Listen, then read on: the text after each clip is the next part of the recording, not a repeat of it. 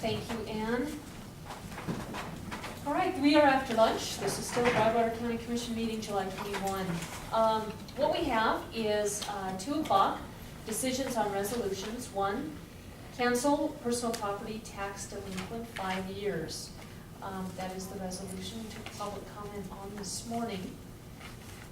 Any further comments from the board? No. Entertain a motion to sign that So moved. resolution. I'll second it. It's been moved and seconded to sign a resolution ordering the cancellation of personal property taxes that have been delinquent for 5 years or more. All those in favor, please signify by saying aye. Aye. Aye, motion carries.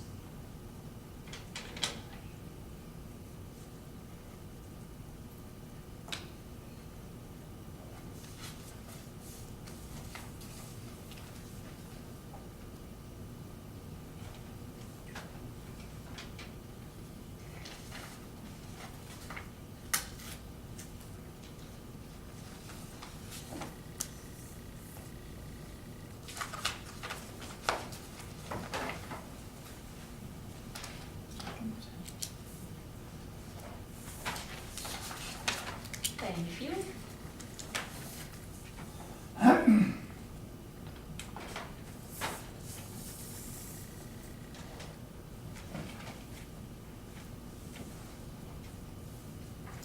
All right, second, we have divide election precincts in accordance with 2013 Montana legislative redistricting and reapportionment. Anything further from the board on this particular subject?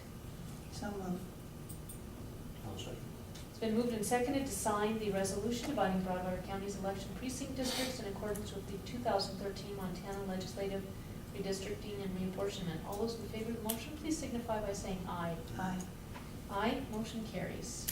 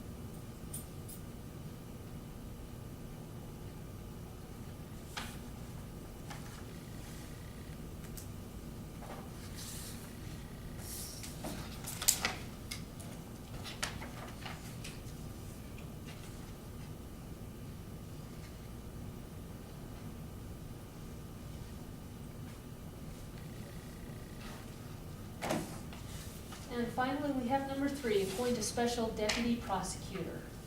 Any more comments on this subject from the board? I'll just stand as I stated earlier in the comments. So moved. All right, will we give you a chance to second?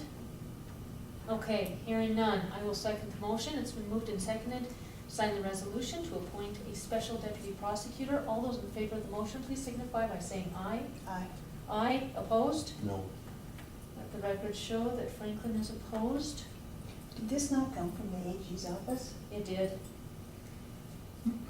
There's a statute saying that, you know, that's fine, but I don't see where we need to do it. You're I setting mean, precedent. They will Franklin. come in and, like I say, they've done that for years. Always with a resolution, as you were told before. I think it's, you still should sign it. I think we should still give Franklin a chance to be a part of the commission and sign the resolution even though he's opposed. No. And let the record show that he refuses to sign. Is there intervening? We'll take comments here in a few minutes. Oh,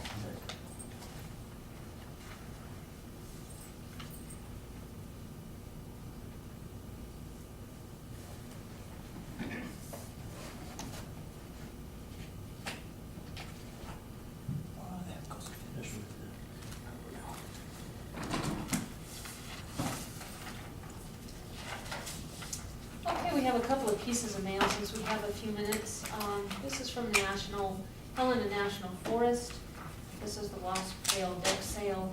This is right here, but if you have a friend that lives in the area, you might want to let them know.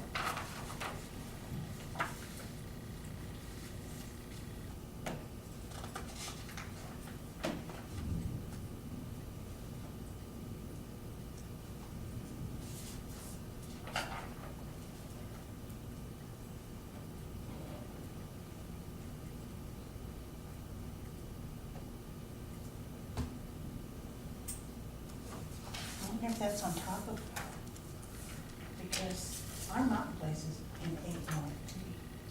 Ah, maybe that is. We go right up to the forest line, so Maybe it's just over the border. could be.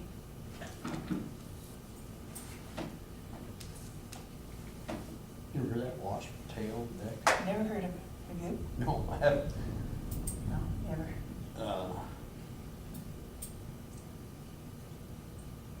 I guess in my mind I'm questioning, is it on the white sulfur side? Oh, there it is.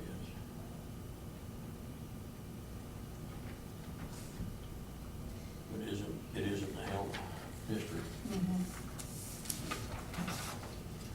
And you ever heard of We the also Wasp have Trail? claims What's that, for Wasp? fiscal year 14 in the amount of $108,720.82.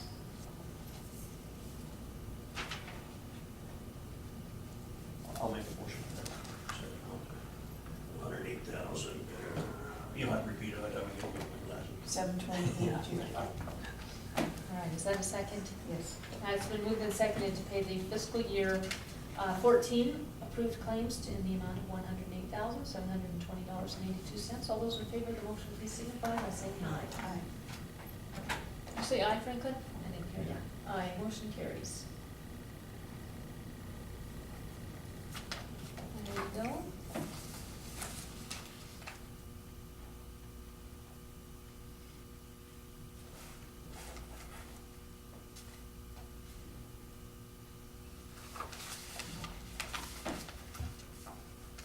And Franklin.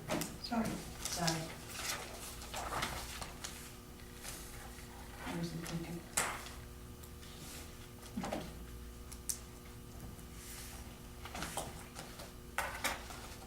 All right. That's it for mail. We did talk about having lunch at the senior center on Monday the 4th. That is gonna be chamber, it's also the senior meeting. So if it's okay with you guys, I'd like to change that to the 11th. I'm fine with that. Okay. Or actually, I may not be here. Could we do the 18th? That work for you guys? Work for you, Frank? Yeah, fine with me. Is that a regular meeting? Mm-hmm. It is, yeah, okay.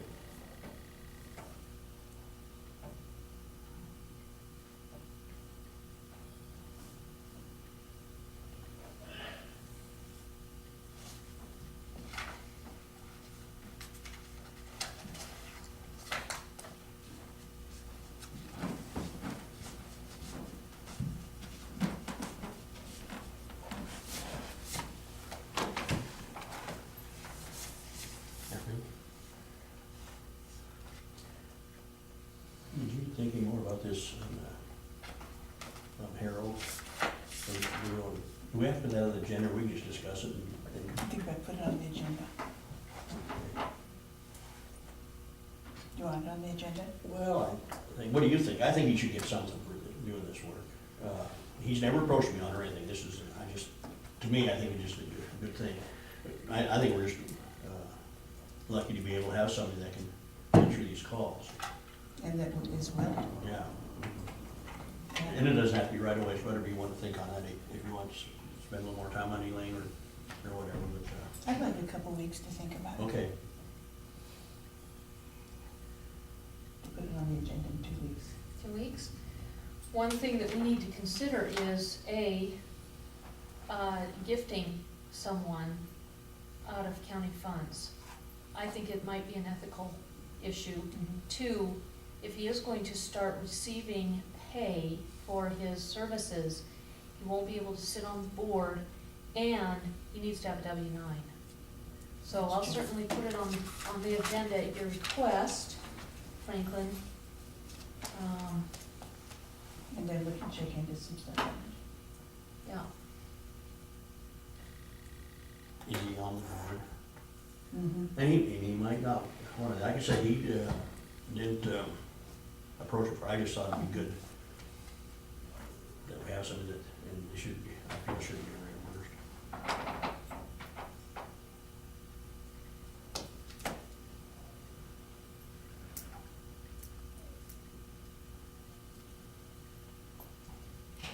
I know where TJ might be.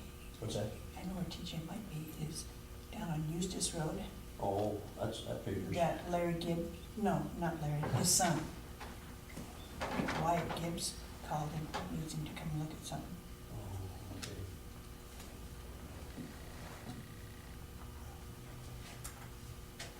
I think all of Eustis Road is in Broward County, isn't I remember it? 20 years ago. Area. Oh, yeah. They're dealing with this young man's grandmother. I can't remember her name. Martha. Oh, yeah, there it is. I remember Larry would come and he'd always have his pant legs tucked into his boots and had a big hat.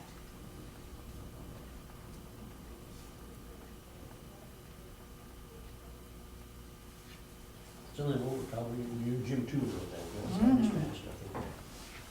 Years Yeah. ago, I guess a lot of the old cowboys did. Jim too always wore a white shirt also. Oh, was it always white shirt in that? Yeah. And would you mind asking Carla and if she would be willing to come over a little bit early for the PSC discussion? And also ask Wendy if she'd be willing to call Brenda and see if she was gonna come over through Banks. And want her to come over now. Yeah, if they're able, instead of waiting 15 minutes. Are they ever gonna spray for mosquitoes? They are I spraying. heard they were. They ain't been to our end of town. Haven't been to mine. I know you live out in the country. They come by there. Well, I'm they in the ain't been district. in town, they ain't been up down south end of town. I heard some people's comment about they, now. My bedroom windows open every night and they ain't been by. Mhm.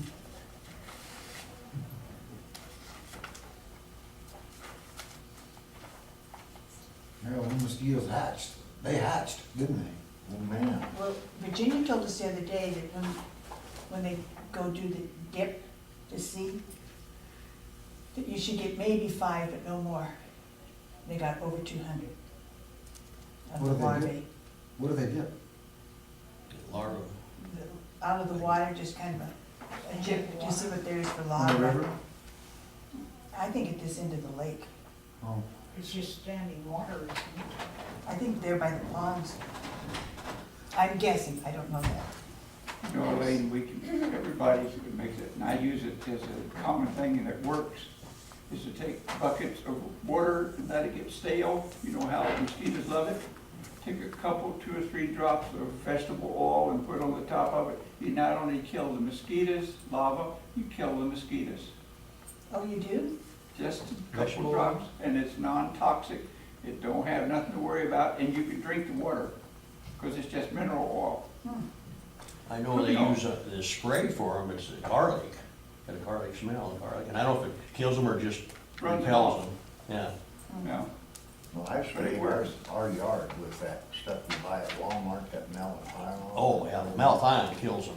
But they're worse than ever now. Everything else too. Yeah, well, especially with this wind blowing, it just blows them in from wherever you, Yeah. you can spray an area. Right. You get around that lilac bush or around them rose bushes, they'll eat you alive. We'll put a bucket out there and try the Yeah, water. I got a bucket out there all right. It's worth a try. Oh, it's worth a try, anything's worth a try. well, I heard that a couple of years ago, the Department of Interior did a study on one, because there's multiple varieties of mosquitoes. The one that's out here, the real small one, that's by the lake, that they classified it as a, like a prehistoric, they're all prehistoric, but it's, older than the rest of the mosquitoes. They're smaller. They're the ones that can go right through your window screens. And the bite is like 5 times, even though it's smaller, it's 5 times the potency of the regular, what we call a common mosquito. It was like 3 or 4 years ago, I guess, because people were complaining they were able to go out there on that end of the reservoir. Why are these mosquitoes able to go through our screens? So someone took a bunch of them into feds and they did a thing on it. And, yeah, they said that it's a totally different mosquito. These mosquitoes over at my place have got the bumblebees with chastity belts. They go right through your shirt or your jacket, there's nothing there. Well,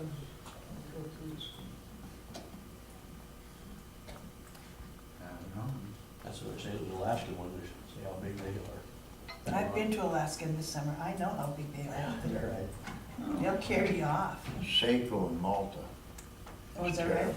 Oh, when I worked up there in Saco, they were, Did you need me now? you could Would stop you a mind? van and We're they'd running just a turn little ahead of blind. schedule. I don't so think we thought- we didn't get an amended, Oh. schedule. Sorry So about I didn't that. realize that was on the agenda, but I can talk to you about it now. Is And- Brenda coming? I don't know, I've not heard, I don't hold her leash, so I don't know what her plans are for the day. Did you have any issues with the resolution? So I did hear some mumbling about it in the hallway, and I just wanted to clarify anything if you needed. We did get it passed 2-1 vote. Would you maybe just let us know, maybe what the law, you quote the law, obviously, Right. maybe what the process is for, for education's sake, not only for, Franklin, but maybe for these guys here so that they have a more firm Sure. understanding. This is nothing special that I'm requesting, and I don't really know of, when, in the rare occasion that a county attorney is requesting a special deputy with cost attached, I am aware that sometimes that's not unanimously agreed upon by the sitting commissions, but this kind of special deputy is common, happens all over the state, and it's basically where there's a case that involves a particular agency, and they send a request for assistance with prosecution and investigation. This particular case involves potential fraud of unemployment benefits. I'm not gonna name any of the people involved, but because I believed I might have a conflict with one of the parties mentioned, somebody that I know who may or may not have said something to me that it's not incriminating or anything of that nature, but it just made me feel like, it might look better for the agency attorney to handle it. And they were already offering, they always pretty much say, we would be happy to prosecute this case, and here's the special deputy resolution that we've already drafted if you choose to have us handle it. They have to have the permission of the county attorney. They can't just come in and grab a case out of our jurisdiction, but they're almost always willing to handle the cases when it's a specialized area of law. Basically, it's a pretty straightforward case, and I told them my caseload doesn't prevent me from handling the prosecution, but they were also asking for help with the investigation, and because I'm already having a hard time getting help with my own investigations, I told him I didn't think that the sheriff's office had the resources at this time to do any of that, so that it made sense for him to keep the case, the attorney with the Department of Labor, and for DCI to continue to help with the investigation. You do have to have a resolution. There were plenty of them passed while John was here, either because he had a conflict with somebody on a criminal prosecution, or again, because it was an agency that was pursuing a case and they had better resources to pursue those. So it's very standard, nothing kinky or special about it, not me trying to undermine anything or do anything wrong. And so I appreciate the fact that the majority of the commission has agreed to allow the attorneys from Department of Labor to handle that case. If you have any other specific questions, I'd be happy to answer them. Thank you, I don't. Do you, Franklin, do you want any clarification? I already stated mine. even earlier. Do you want to share those with Carla so she can address them for you? No. There's no point in letting the facts get in the way of anybody's opinion. So, Okay. you wanted to talk about the DPS agreement draft? Yeah, some of the questions that came up at the city council, I was curious. Brenda, What's that? want to invite Brenda up? Sure, if you'd like to come on up, Brenda. You are more than welcome. And this is formation of the Public Safety Commission, discussion and decision. I was just curious about some of the things brought up in the city council meeting, specifically by Matt West, city councilman. Right now, in the collective bargaining agreement, we have a Me Too clause. So essentially, the county in negotiating the union contract have, to some extent, and this of course goes back many, many years, relinquished some of our managerial authority over our employees to the union. The Me Too clause states, different things, and they dictate some things for non-union employees. If the Public Safety Commission is going to have this Me Too clause in the current CBA and are going to be tasked with bargaining on behalf of the union employees, it seems to me that we have an even stronger need to either have an MOU that says that clarifies who the PSC can negotiate for. So right now, and also, I think this contract also needs to define that the PSC cannot negotiate with the union on behalf of non-union employees. Otherwise, we're giving our managerial responsibility over to a group of 5 volunteers. That's not fair to them, number one, and number two, that's our job. Citizens are paying us to manage employees. So that's my biggest question. Well, sorry, I'm in the middle of crunching my green tea candy. I mean, this is definitely an area where of unknowns. As the discussion occurred at the last city council meeting, this is something we can't get examples about from our friends in Tooele County because they no longer have a union. So they're not doing that. I mean, the statute definitely says that the PSC shall have that authority, but I do think part of our agreement will have to be to limit, in order to address those concerns, to limit their authority in some ways because of the impact in this county that it has on all other employees, even if they're not members of the union. Again, it is, this obviously was a huge concern of one of the citizens present at that meeting. And I can't say that I certainly see why there's a concern. And, we're definitely in a position where we don't know the answers to some of the what-ifs, and we won't know them probably until we're faced with them if they occur. And that's something that, it's not any fault of any of the parties providing information, including myself, because there just isn't specific law addressing this because it's an area of, like I said before, first impression, where you only have one county that's been using the system, and these particular questions like, what if the Public Safety Commission sets salaries or conditions for employees through the CBA, and one or both of the bodies doesn't want to follow those conditions or doesn't want to allocate the money for those salaries, what happens then? Where the statute says that the bodies shall fund salaries as the PSC sets them, you're obviously, there's a setup there for, a possible contradiction of positions and ending up in a position where you have to have some kind of dispute resolution. And as Larry Wright indicated, both during the meeting and he came up and spoke to me afterwards, it would be foolish for us to ignore the fact that harmony has not exactly characterized the political climate here, at least recently. So I did put in a call to one of the city councilors after the meeting, just to let them know, because I know that there is some concern among at least one or two of the councilors, I believe, was not present. Maybe it was just Councilman West. But it does appear that the vote was held despite not having a decision listed on the agenda. I've mentioned this to the city council a few times, that their agendas are very lacking in detail, I guess. So the issue was listed, but it didn't say decision, which doesn't indicate to the public that a vote's going to happen.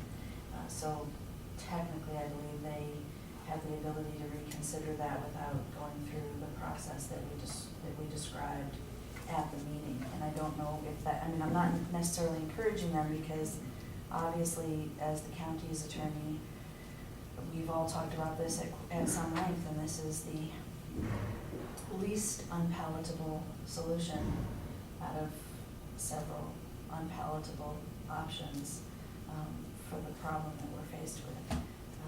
But at the same time, the process has to be followed appropriately in order for it to be something that people can accept and feel confidence in. So, I mean, as far as, can we put some limitations in there? I'm sure we can, as much as we can try to pull apart the practices of the CBA as applying just to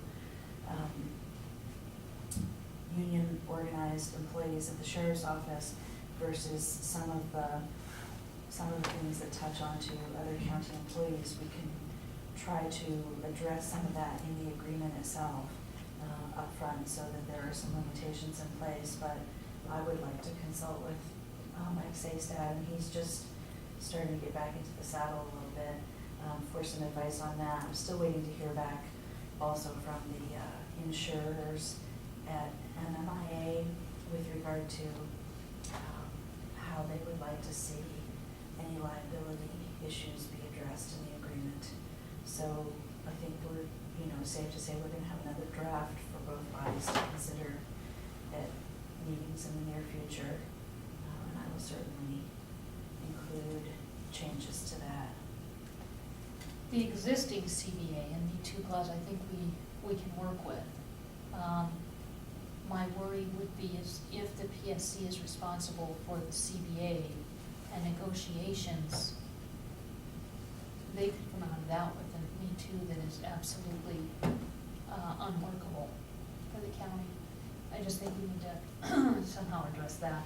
Well, I guess I would just say, and again, I'm coming into this after the fact and talking with Mike Saystad, his opinion is that the whole clause is just a bad idea from the get-go. But of course, that's the way an employer's perspective would be on something that looks good to employees. From the language that we've heard, both in meetings with the union personnel and when it was raised in the public meeting with the city council, I think it's safe to characterize their position as being they've given up as much as they're willing to on the Me Too. So certainly my advice in general is that it never go backward to where it might have been before. That the way it is right now, it shouldn't get any more generous for the union members, and unless they're willing to do away with it altogether, I think that would be the best option, obviously, for the county. And if the DPS agreement does go into effect, and we do in fact move forward with that, then also for the city, from that perspective, as far as the employer, to just do away with it entirely. But assuming, of course, that the union would never agree to that, I would certainly say that whoever engages in bargaining should not allow it to become any more expansive than it is in its present state. And this is an area, as was discussed at the city council meeting, where as I pointed out, I think the agreement should indicate that the county or the city, or in this case, assuming going forward that the county attorney continues to serve as city attorney, that person should offer his services to participate in that bargaining process and be a resource to the Public Safety Commission. I think if somebody with some experience is not involved, then depending on who the members of the commission are, there could be a real disparity in experience and understanding of the process. If you end up with 5 lay people who don't really have any experience with that, serving on your PSC in a room with union negotiators who are very experienced, we just don't want to end up in a position where there isn't a balanced perspective through the negotiation process. So will the city council appoint 2, the commission appoint 2, and then there'll be 1 at large? That would be both of you appointed, right? And my understanding is the at-large can reside wherever, city or county.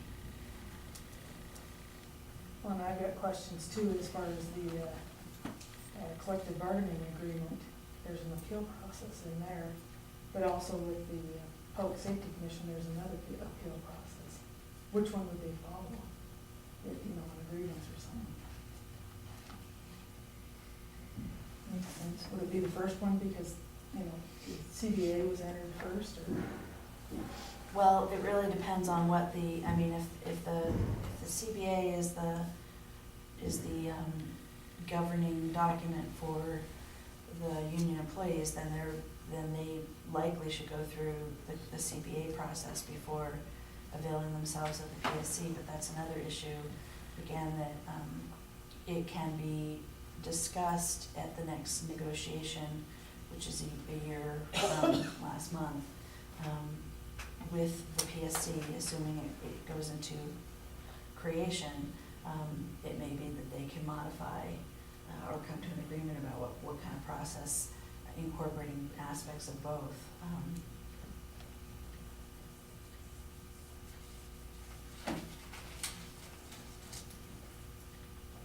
Another question for you, Carla.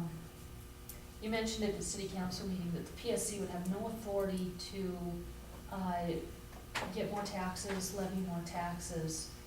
So it seems to me that if the PSC did say, we're going to raise the salaries of the employees, and say that price tag comes to an additional $20,000, just pick the number.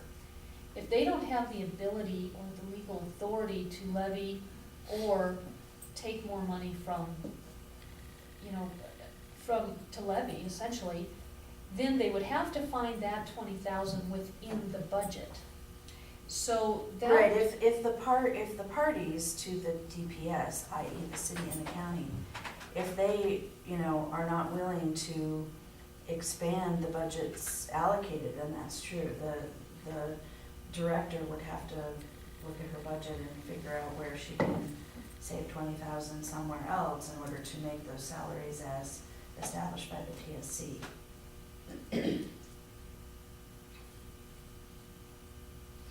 Again, there's not any case law or experience to really guide us, but that is certainly one of the possibilities out of, they can set the salaries, and the statute says you shall fund it, but it doesn't say you shall increase the budget of the department in order to fund it. You can, certainly any option that's available to funding bodies at any other time would be available then, which is to say, we don't have the ability to provide you with an additional $20,000 or whatever the figure is in funding, so you're gonna have to go without this new vehicle that was part of your budget proposed for this fiscal year, or some other way of trying to move funds from one area to another in order to meet the salary allocation and meet the statutory obligation, even in a scenario in which neither of the bodies or both of them can't come to an agreement that there should be additional monies allocated to increase the budget. Does that make sense? It does, and that was a call I got from 2 people after the meeting, was, there was worry about that specifically, so that's where that comes from. But, thank you, I think those are my questions. I don't have any. I guess my question to you right now then is, if we're trying to bring us up where they're supposed to be, like the undersheriff and stuff, and you expect me to take it out of my budget, I mean, we've already had these discussions year after year. Unless you want me to cut people, that's the only way I can cut. I don't think we've talked about any of our expectations at this time. These are questions that came up in the city council meeting. Like I said, that was the question by 2 citizens, and it wasn't directed at any person, it's just this is a reality of what we're looking at. So in looking at the reality of what we're looking at, what are the what ifs? And that's one of them, and that's why I wanted some clarity. As far as addressing your situation, we haven't talked about that as far as this goes, so I don't think there's any proposals or ideas out on the table about that yet. This is what we're looking at as, you know, the most simple and most direct solution is the PSC. So I don't think this is necessarily Well, apples and and well, apples. from what I understood, Carla, is that, let's say they do say, okay, bring Wynn and Nick and whoever up to where, and then you want me to take it out of my budget, where? That's my question to you. Well, I don't want that, I'm You not, know. that's not the issue that we're talking about right now, that's not what my argument was, Brenda.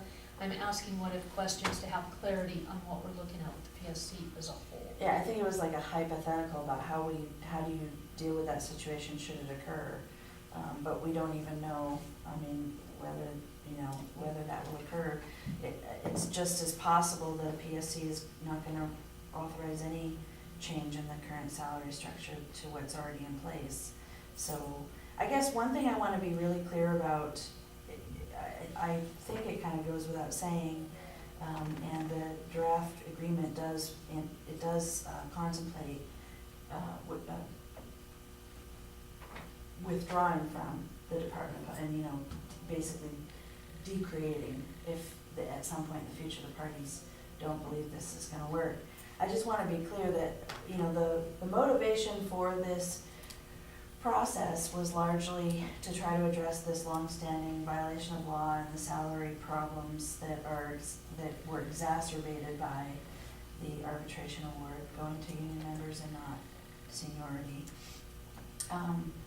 I just want to make it clear that if we do this process and the salaries get fixed, but other problems arise, if it becomes unwieldy in some way or it turns out to be not what the parties expected and there's some dissatisfaction that results in folks wanting to withdraw, you're gonna go right back to having the same problem.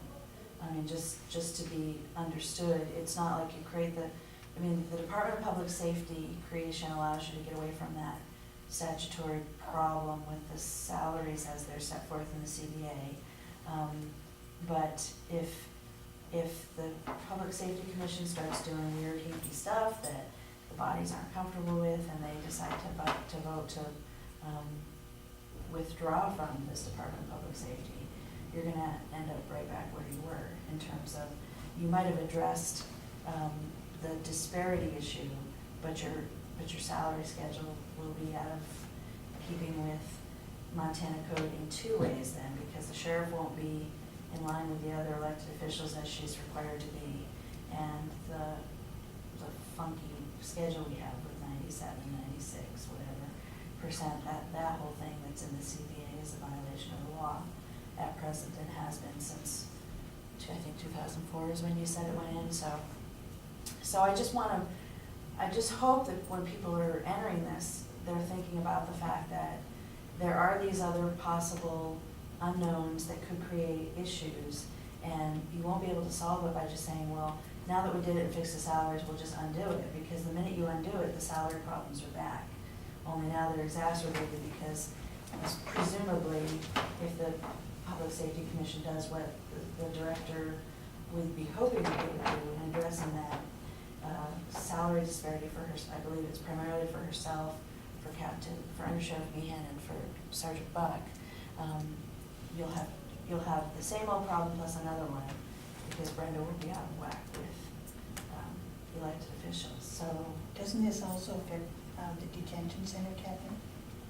Well, because he was union at the time the grievance was filed, I think he's already doing all right. He might have to be adjusted a little bit to get the percentages that are in the CBA to be correct. He's not one who's being as negatively affected by, because he did get the dollar. Is that correct? As far as I understand. Yeah. He did get the dollar, which is why he's making more than, or almost the same amount as somebody with more experience than him because of how that all worked out. Hey Carla, since Brenda is the department head, the one in charge of search and rescue, detention center, and law enforcement, would all three of those be under the PSC? Or, I guess that's my whole question. Yes. That's the only way it could work, right? The statute requires that the creation of Department of Public Safety means that all of your law enforcement arms are consolidated. That's the point of it. So any law enforcement aspect that serves the city as well as the county is consolidated. And that means, I mean, people who get cited on city offenses go to county jail when they are arrested for the offense. 911 dispatch serves the city. So at least, I don't know about search and rescue. I mean, I can't imagine you'd have a search and rescue within the city limits, I suppose. Well, You Cabotry, could, a Well, child? we had a child up the water tower. We had one this year. Okay, so I would say, you know, all of it then is consolidated under the DPS. Okay, all right. One of the things that I've been Search and hearing- rescue, is all volunteer, correct? I mean, there's no employees. They still have a budget. Right, but Yeah. no employees to be concerned about this negotiating, applying to. Except for, I mean, Wynn is under sheriff already, but he's kind of over the one in charge. Okay. Yeah. But one of the pieces of feedback that I've been getting a lot of is people like the idea of a place to go, the board. So there's definitely people out there with a lot of positives and apprehensions over the questions. And I think that's absolutely appropriate. I mean, I think it's just human nature for any of us, whether it's in this realm or the personal realm, when you have a question, you're not sure what the answer is going to be. There's a certain amount of anxiety involved in that, but, you know, we do have a positive example of 30-some years now, 34 years, I believe, that they've had in place in Toole County. And again, Toole County is not Broadwater County, but hopefully it will be something that works as well for us as it has for them. If not, again, the bodies will have the opportunity to revisit the issue if they decide that they don't want to keep it in place, but you just need to have the awareness in mind that you're going to then continue to have issues that have to be addressed with regard to legalities of the salary schedule, et cetera. Anything else? Now, will people apply for this, or will the two boards just appoint? What we had discussed at prior meetings, there's no specific process set forth in statute, so I think we should follow the general process that the bodies usually would in welcoming applicants for a board position, a county or city board position. I think a period of 3 weeks announcement, people can, you know, let their city council person or their commissioner know that they're interested and submit a letter or a resume or both, and then the bodies would have to set on their agendas opportunity to vote for the members that they can vote for individually, and then at some point they'd have to have a mutual meeting to appoint a at-large member. But the whole creation of the board takes place after, or the commission takes place after we get the actual agreement approved, and by the signing of it, make the whole creation of the DPS effective at that point. Commissioners would appoint two from rural, right? The commission appoints 2 county residents. They can, well, I guess, you know, We're all They can be as rural, I mean, it's pretty much all rural, but, you know, from any part of the county. And then the city appoints 2 city residents. And yes, county residents we're all county residents, but we're not all city residents. So that's the distinction, is that the 2 from the commission would be people who reside in your county.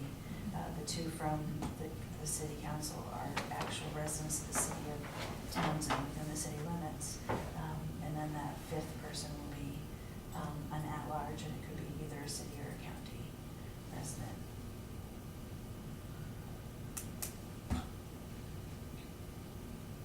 And they would advertise for 3 weeks. I believe that's the recommended process that I would ask that you follow in order to withstand any notice objections made by any citizens who want to protest the process.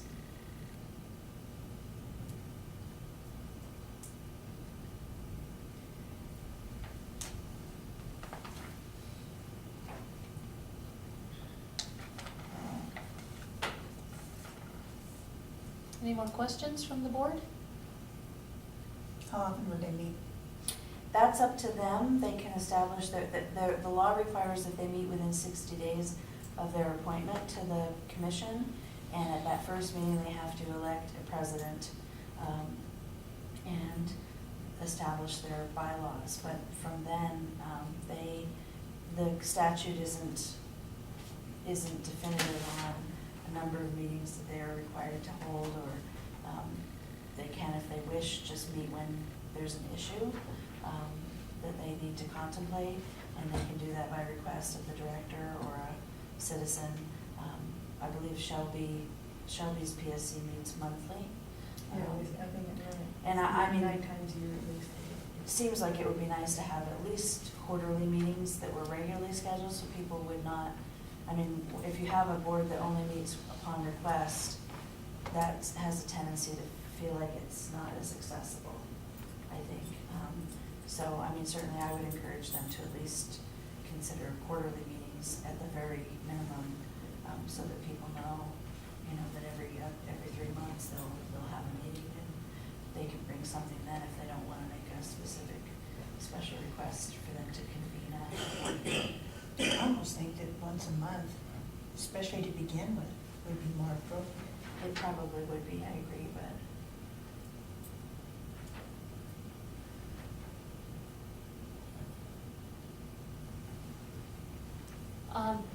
Is there any way we can add another bullet point here and address the CBA issue? sure.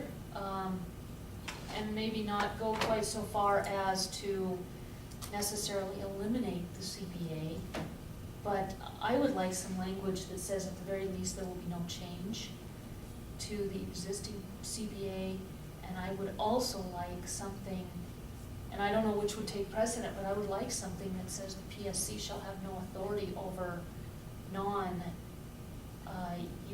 or non-law enforcement employees.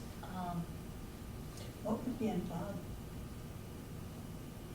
Law enforcement employee? And, Oh, You okay. mean like any other county employees? right, and I say law enforcement because I think that encompasses maybe public safety employee.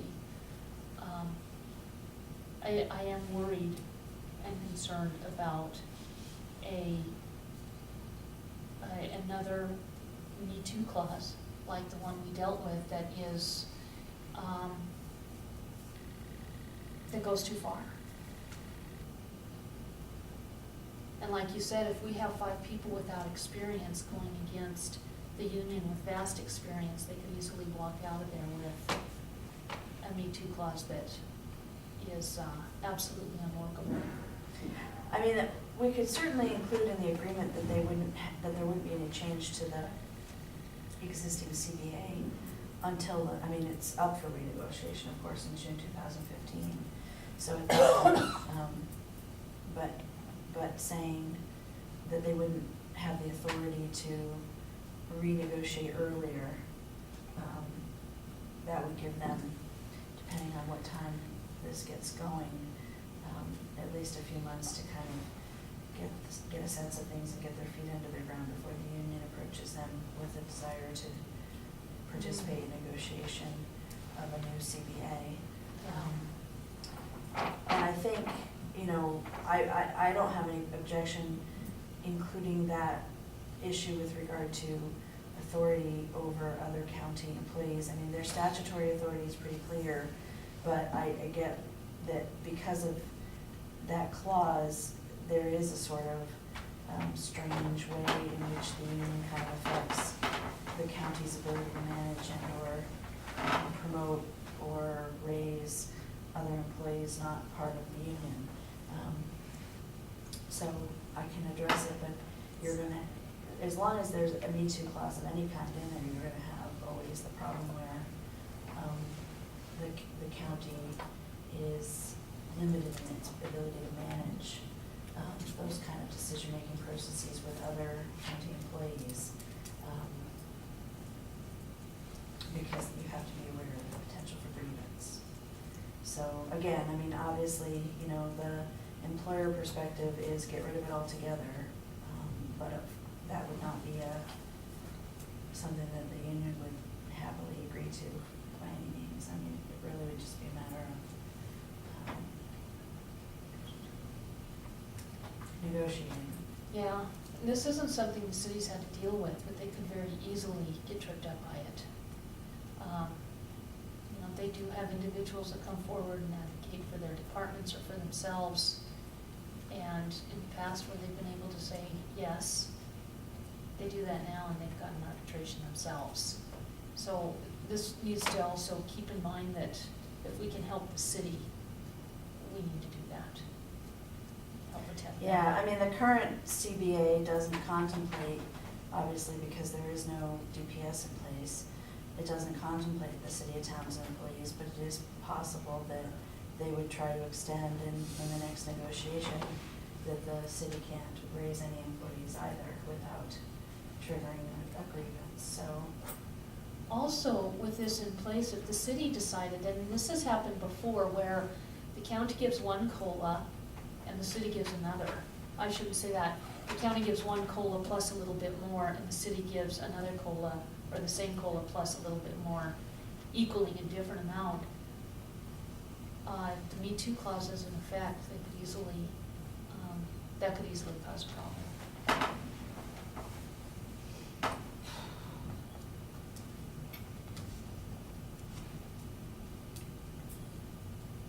So I could definitely work on incorporating some of these concerns into the next draft. Again, I'm waiting to hear back, but I hope to hear back by the end of this week from the council, or I guess senior claims manager at MMIA with regard to the liability language that they'd like to see involved because of the city's participation. And my hope would be to have another draft forwarded by email to all the folks who have to consider it by end of the week or first thing Monday at the latest, so that I believe it was going to be put on the next agenda for the city, which would be Tuesday's meeting. Okay. And then you, obviously, if you could put it on your next agenda for follow-up. Do you want it for next week, the 28th? Probably be better to wait until after the city council meeting, so the first week of August. Okay, the 4th? And that way, you know, whatever action they're going to take, hopefully will have taken place.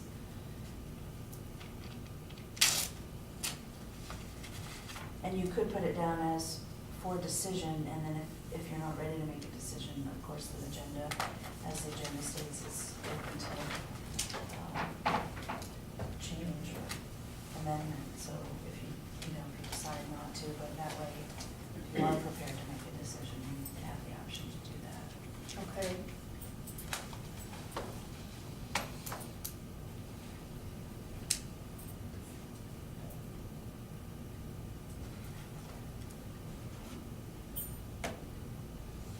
Did you see anything that you wanted to add, Brenda?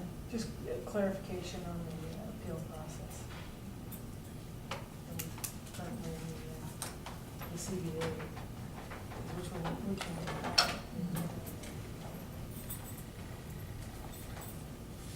If if there is a conflict between this agreement and the CBA, which one holds the most power? Which one is deferred to the other? Again, that's a question that is an area of first impression. I guess I would, it's hard to answer entirely, but assuming we do everything appropriately, then the agreement follows Montana Code Annotated. As we've already discussed, our current CBA as presently, in its present form, is contrary to the law in at least one aspect. And as I've discussed with you before, of course, it was Attorney Saystad's opinion that the arbitration award was contrary to law because it essentially amended the contract in such a way that it violated Montana code. And of course, the contract was already in violation. Obviously, the union has a different perspective about that than we do, but I can't really give you a definitive answer as to if there's a conflict, which trumps which, other than to say that the general rule is a contract, which a collective bargaining agreement is a contract. It must be in compliance with Montana code.